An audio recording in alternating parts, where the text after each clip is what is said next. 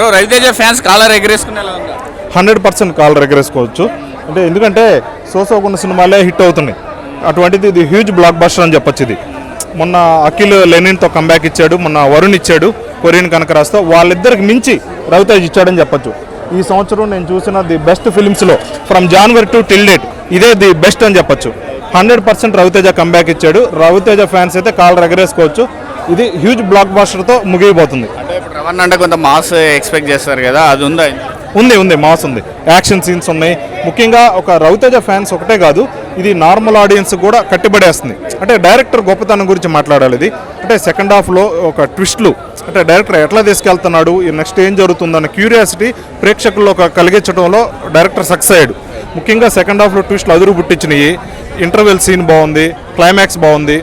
అంటే ఓవరాల్ కాకపోతే లాస్ట్లో ఒక మెసేజ్, ఒక పర్సన్ అంటాడు ఆడపిల్లకి భయమే శ్రీరామ రక్ష అని. కాదు, భయం కాదు, ధైర్యం శ్రీరామ రక్ష అని చెప్పడంలో ఇంకొంచెం క్లుప్తంగా చెప్పుంటే బాగుండేది అనిపించింది. ఓవరాల్గా యావరేజ్ ఆడియన్స్ ఏంటంటే అసలు ఆడపిల్లకి నిజం భయమా ధైర్యమా శ్రీరామ రక్ష అన్న కన్ఫ్యూజన్లో అయితే పడేశాడు. ఒక్క ముక్కలో చెప్పాలంటే సూపర్ హిట్ ఫిలిం. 100% ఇది బ్లాక్ బస్టర్ అయ్యే ఛాన్సులు ఎక్కువ ఉన్నాయి. 100% సూపర్ హిట్ ఇది.